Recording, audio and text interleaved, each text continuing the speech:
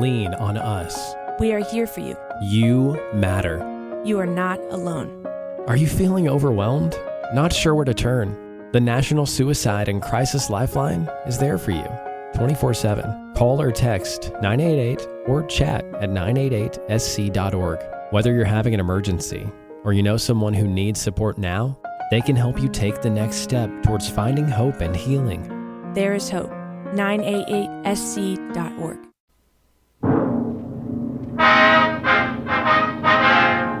Sound off for Chesterfield. Chesterfield, first with premium quality and best for you. Chesterfield brings you Dragnet.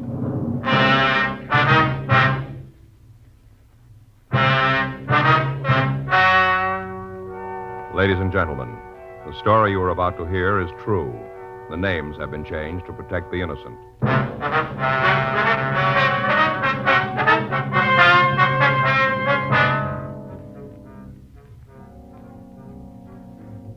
You're a detective sergeant.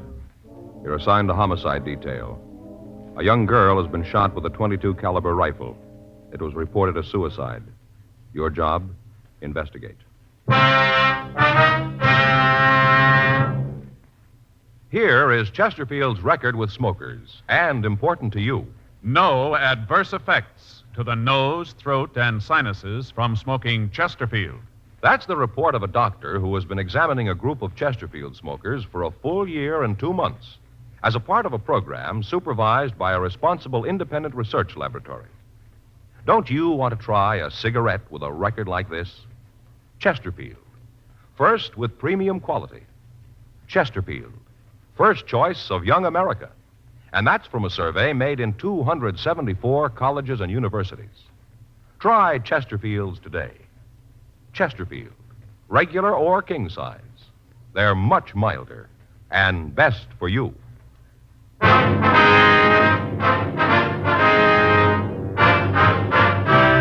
Dragnet, the documented drama of an actual crime. For the next 30 minutes, in cooperation with the Los Angeles Police Department, you will travel step by step on the side of the law through an actual case transcribed from official police files. From beginning to end, from crime to punishment, Dragnet is the story of your police force in action. It was Monday, June 8th. It was warm in Los Angeles. We were working the day watch out of homicide detail. My partner's Frank Smith. The boss is Captain Lorman. My name's Friday. I was on my way into the office, and it was 8:03 a.m. when I checked into room 42. Homicide. Joe? Yeah. Back here in the skipper's office. Ray Geesey wants to talk to All you. right. Morning, Joe. Hi, Ray. What do you got? Suicide. Anything on it? Here's the report. Team from the business office went out last night. Get on it right away, will you? Right, Ray. Let's go, huh? Yeah. Want to check this stuff before we get started? Might as well give us an idea what we got to do. What's the report say there you got? Well, let's see. According to this, business office got a call at 2:30 this morning. Landlady out in the Westlake Park district called in, said that this young girl had committed suicide. They get an ID on her? No, they got her listed as Jane Doe, number 17. There's a description here. Better check it with missing persons, huh? Uh-huh. How'd the landlady happen to find the body? Well, according to the report, she heard the water running in the apartment, finally went up to see what it was. She knocked on the door, nobody answered. She opened it and went in, found the body. Well, the girl didn't live in the apartment then. No, place is rented to a Ross Mitchell. Anything on him? No, says he wasn't home. He was checked through R&I, no make on him. How about prints on the victim? No go. Checked him out. Nothing on her here. We could send him on to Washington. Yeah. And they found a suicide note. There's a copy of it here. What's it say? Ross, I've tried to make you understand. Nothing seems to do any good. I've told you that I won't stand in the way of your career, but you don't want to try to make a go of it. I know this doesn't solve anything. It's the only way I can think of. Any signature? No. The report says that the original copy's over at the crime lab for processing. Yeah. Well, I guess we better start with the landlady, huh? It's the best lead we got. Galindo and Bates are out there now. Place was staked right away. Friday, you want to talk too? Right, thanks, Ray. It's Friday talking. Yeah. Uh-huh. No, we just got it. Is that right? Okay, Max. No, have him wait there, will you? No, we'll be right over. Right, thank you. Well, it's a little break. Max over at the coroner's office says they know who the girl is. Yeah? Her father just identified the body.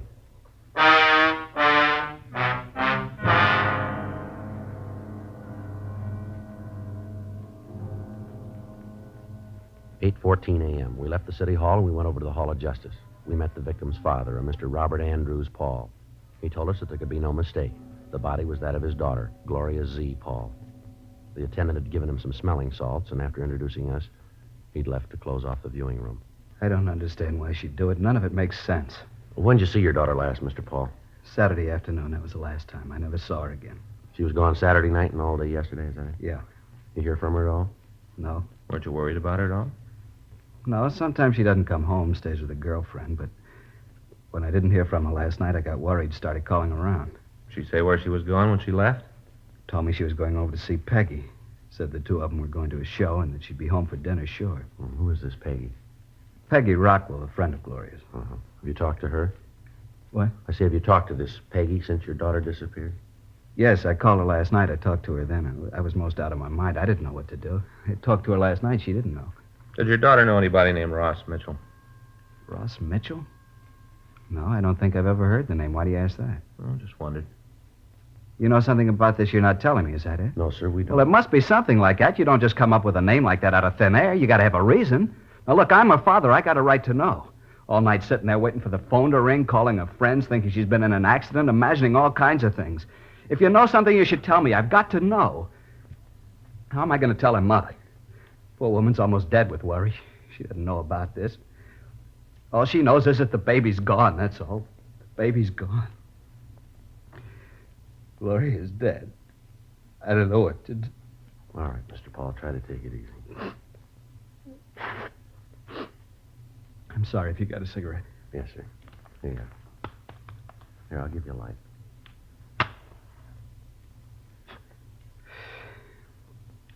Sorry about that. It's all right, sir. We understand.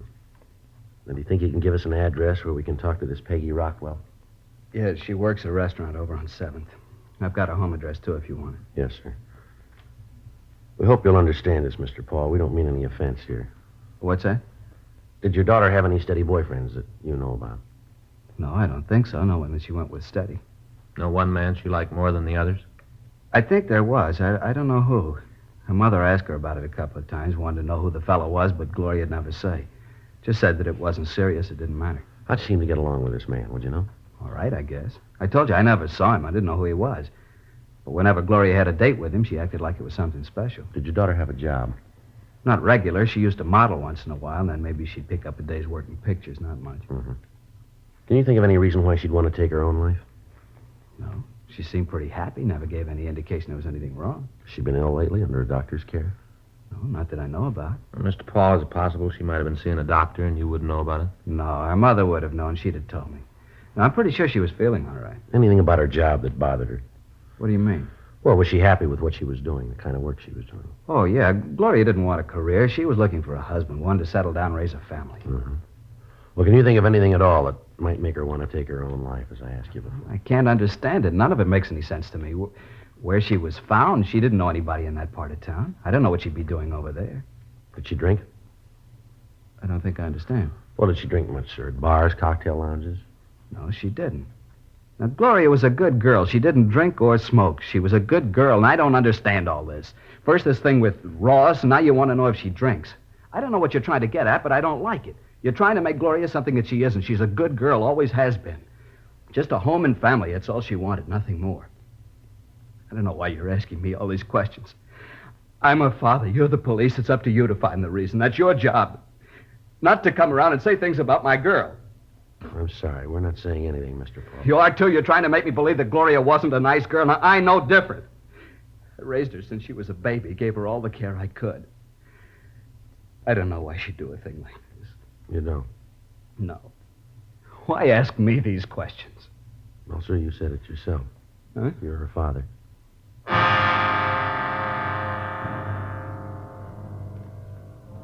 We continued to talk to the father of the victim. From him, we got a list of the girl's friends, the address, and the names of the people that she worked for. While we were talking to him, he was unable to give us any idea as to why his daughter, Gloria Paul, might want to take her own life. He insisted that he didn't know anybody or any one of his daughter's acquaintances named Ross Mitchell. A telephone call was put through to his wife, but she was unable to tell us who the man was. 8:20 a.m., Mr. Paul recovered from the initial shock, and he went home. 8:39 a.m., we drove over to the rooming house where Gloria Paul had been found. On the way, we stopped to call the crime lab to see if they'd been able to come up with anything in the dead girl's effects to help us. Lieutenant Lee Jones at the lab told us that they hadn't finished their investigation yet. 8:50 a.m. We arrived at the house and talked with the landlady, Thelma Keene. It's terrible. Poor little thing. You haven't seen Ross Mitchell yet, is that? No, he hasn't come in. I told the officers last night that I didn't expect him until noon today. Have you seen the girl before? Once in a while, she'd come in with Ross, wait for him, and then they'd go right out. Did you see her last night, son? I told the officers that were here last night that I didn't. Didn't you talk to them at all? Well, yes, ma'am. We have the report they filed, Mrs. Keene, but we'd like to get some additional facts from you.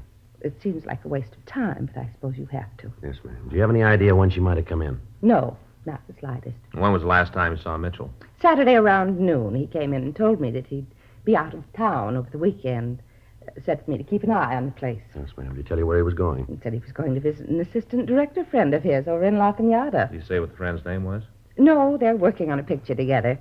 Ross just met him the other day. Asked him out for the weekend. Ross is very good at making friends. Mm-hmm. Do you know where he's working? No, Ross just said it was a sea adventure. Doing it in full color. 3D, too. I guess it's going to be quite a spectacle. They didn't have all the gimmicks in my day. Ma'am? Didn't have 3D or the other things. In my day, we acted. We knew how to act. From the heart. These youngsters are good flack. Can make a star out of anybody. Oh, things have changed. And here, this one. That's me with the pith helmet. This was made over on Catalina Island. We were shooting a jungle picture. We acted. No doubles for us. Real actors. When was this, ma'am? A few years ago.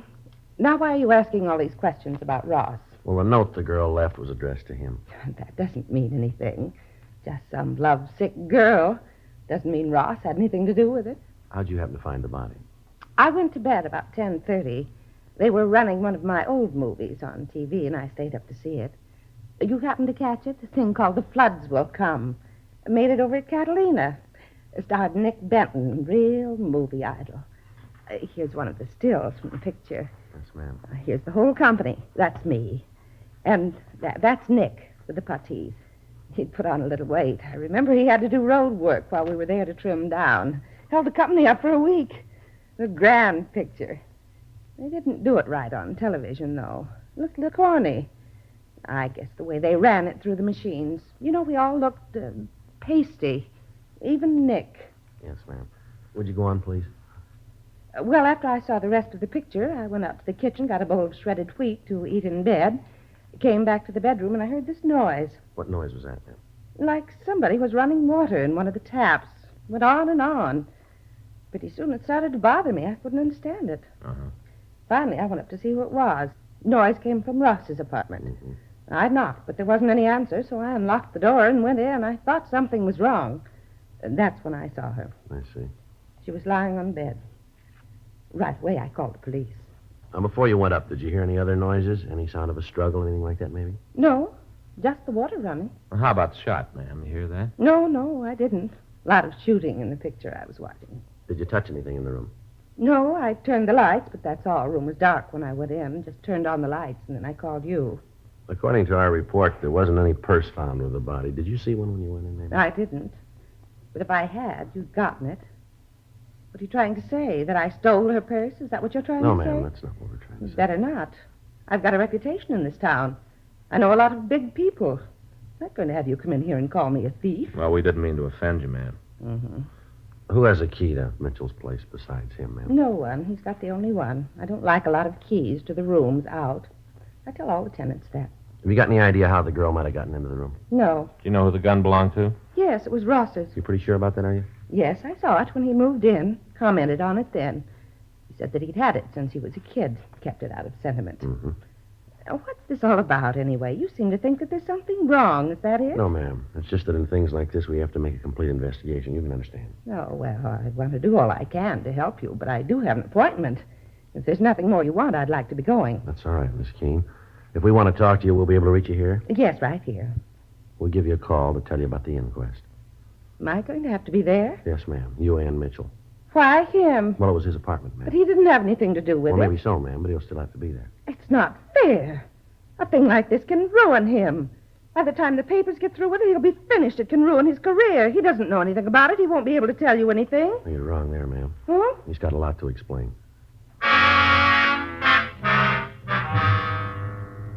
We went upstairs and met the officer staked out in the room and looked at the apartment where the girl had been found. 9:20 a.m. We gave our card to Thelma Keene and asked her to call us if she thought of anything else. We also asked her to notify us immediately in the event she heard from Mitchell. The stakeout on the room continued. 9:52 a.m. We drove over to the coffee shop on West 7th Street to talk to the girl's friend, Peggy Rockwell. We found her in the back of the place typing out the day's menus. What about Gloria? Something wrong? When was the last time you saw her, miss? Well, let's see. Saturday night, she stayed at my house. Left about noon on Sunday. I had the day off. Figured that maybe we'd do something, but Gloria said she had something to do. Last I saw her was on Sunday morning. You know a man named Ross Mitchell? That bum. Why do you say that, Miss Rockwell? 'Cause he is. Real no good. You pretty friendly with Miss Paul? Well, Gloria thought so. Turned out he was just using her. Well, how do you mean? Thought at first she could get him some jobs. Turned out when he could do better, he dropped her. They were going to get married, and then he thought he could do better, so he dropped her. Mm-hmm.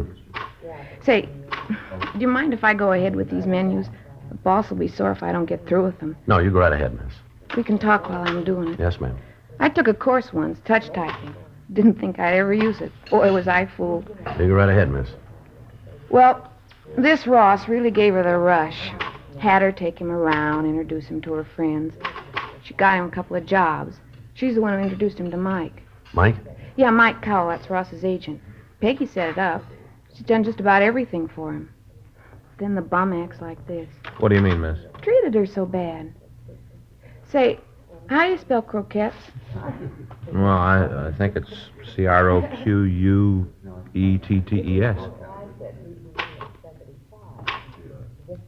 O-Q-E-T-T-E-S.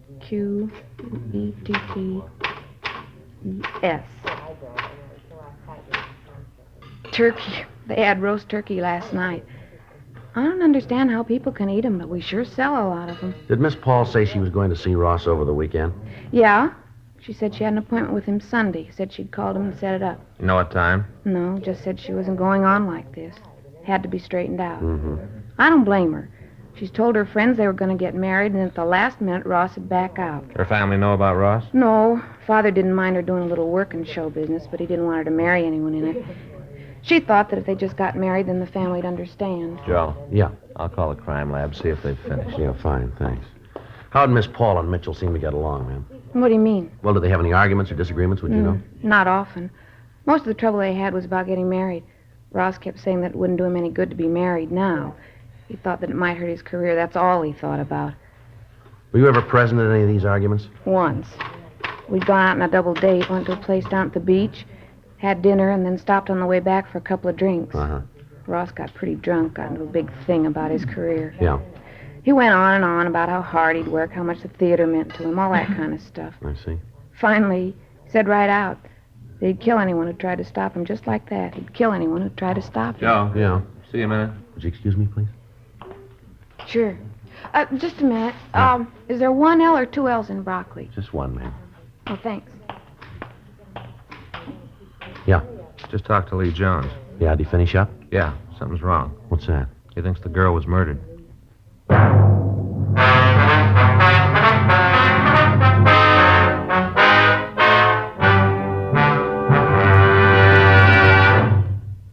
You are listening to Dragnet, the authentic story of your police force in action. Years ahead of them all. Chesterfield is years ahead of all cigarettes. Chesterfield quality is highest. Here's the proof.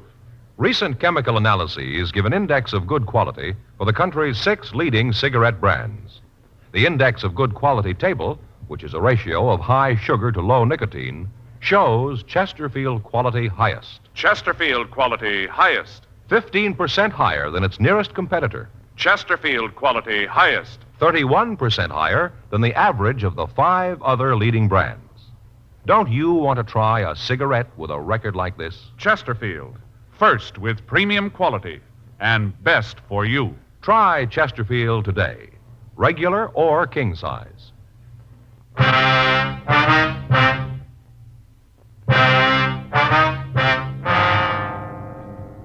10:37 a.m. We drove to the crime lab and talked with Sergeant J. Allen. He told us that when they checked for powder burns on the body, they hadn't found any.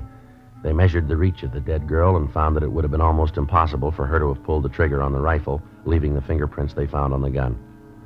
Blotter test failed to show any traces of nitrate powder on her hands. They checked the handwriting on the suicide note found in the room against samples of Gloria Paul's writing and found that they didn't match. From their findings, they said that it was their opinion that the girl had not killed herself, that she'd been murdered.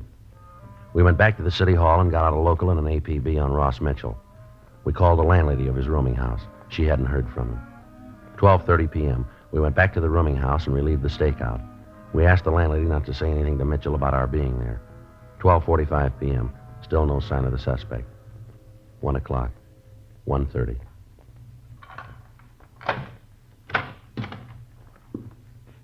Who are you? What are you doing in my place? Come on in. Who are you? Police officers, come on in. Close that door. Put that suitcase down.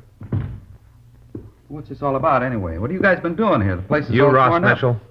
Yeah, why? You know a girl named Gloria Paul? What's she got to do with it? You know her? Yeah, I know her. When's the last time you saw her? Say, what's this all about? What's all these questions? When was the last time you saw Gloria Paul? Friday night, I guess. Don't you know for sure? All right, Friday night. You haven't seen her since? I told you, the last time was Friday You night. didn't see her Sunday? No. Where were you Saturday and Sunday? Out of town. Where? La Can you Cañada. prove you were there? Why? Can you prove you were there? I don't like all this. You guys coming in here asking a lot of questions. What are you trying to prove? Who are you staying with? A friend of mine. What's his name?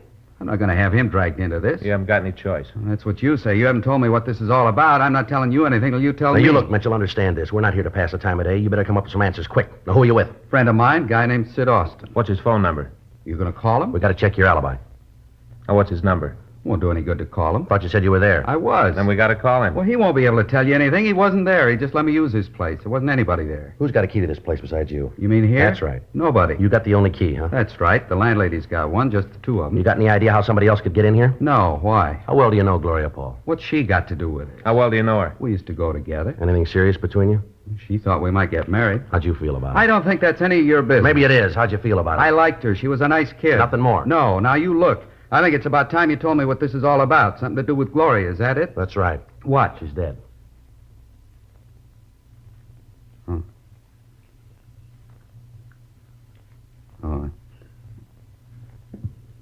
Can I please have a cigarette? Yeah. Here. Here's a match. Thanks. How'd it happen? Thought maybe you could tell us. Why'd you figure that? Where'd you see her last? Up here? This room? Yeah. When was that? I told you, Friday night. You have any trouble with her? No. No argument? I told you no. Well, how'd it happen? Can't you tell me? You own a .22 rifle? Yeah. You got bullets for it? Yeah, why? Where do you keep it? Closet over there. You keep it loaded? No, the bullets are on the shelf in the closet. All right, come on, Ross. We better go downtown. What I for? want to talk to you. What for? You got to tell me before I have to go. You got to tell me what you're holding me for. Suspicion of murder. Now, come on.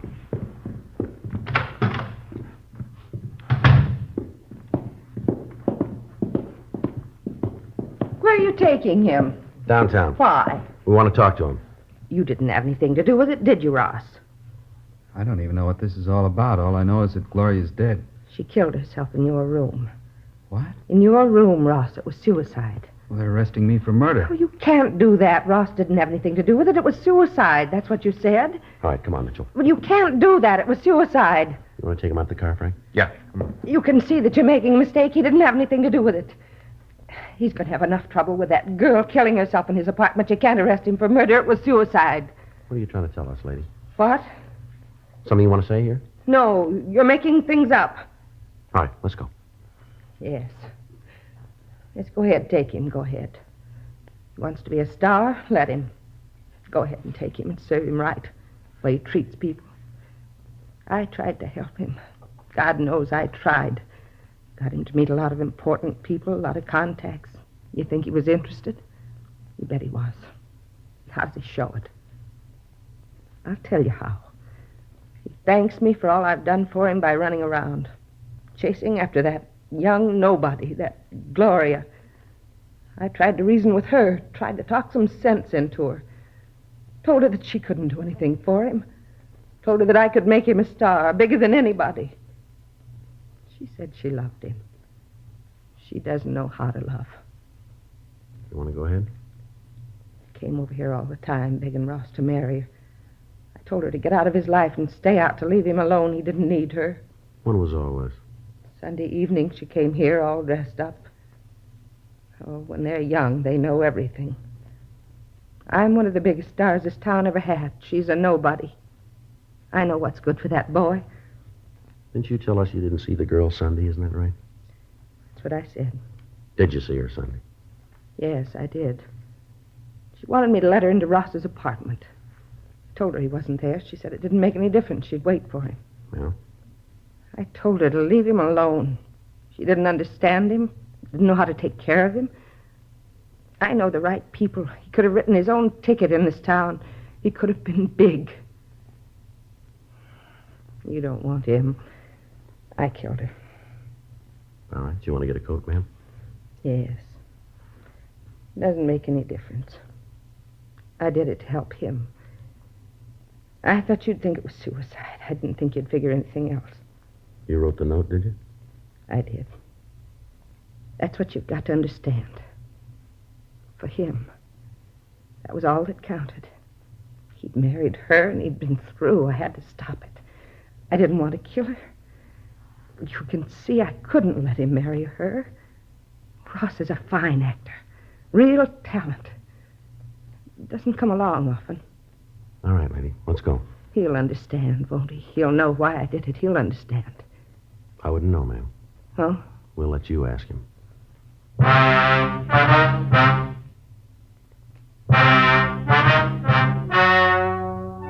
The story you have just heard is true. The names were changed to protect the innocent. On October 14th, trial was held in Department 89, Superior Court of the State of California, in and for the County of Los Angeles. In a moment, the results of that trial. Now, here is our star, Jack Webb. Thank you, George Fenneman. Friends, Dragnet Radio is taking a summer vacation. We'll be back in the fall. George Fenneman will tell you all about that in a minute. Meanwhile, I hope you'll watch our TV show regularly, and I also hope that all of you who are not Chesterfield smokers will try them. I like to feel that when we resume broadcasting in the fall, every one of you will have switched to Chesterfield. You'll find their best for you. And, of course, when you go on that vacation this summer, be sure to take along a couple of cartons, will you? Chesterfield. And we all hope you have a very pleasant summer.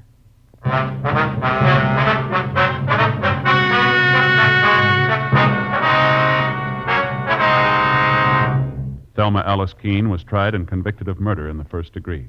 She was sentenced to life imprisonment in the California Institute for Women, Corona, California.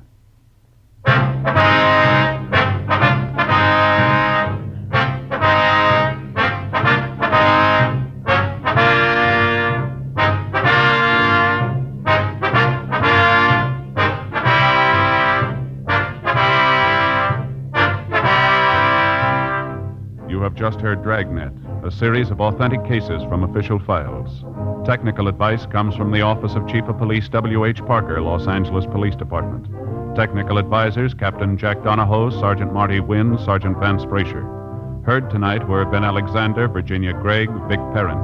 Script by John Robinson, Ben Alexander. Music by Walter Schumann. Hal Gibney speaking. For a million laughs, tune in Chesterfield's Martin and Lewis show, Tuesday on this same NBC station.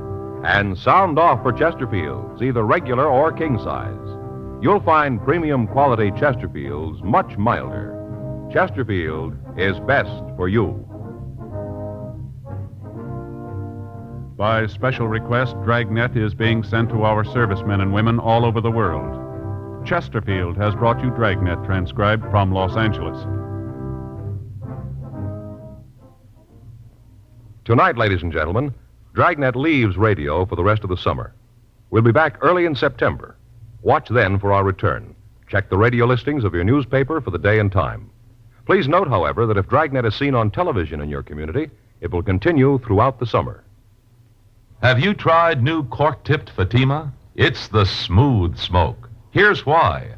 New Fatima tips of perfect cork, king size for longer filtering, and Fatima quality for a much better flavor and aroma. Remember, Fatima has the tip for your lips. Try new Fatima. See how smooth it is. Fatima is made by the makers of Chesterfield, Liggett and Myers, one of tobacco's most respected names.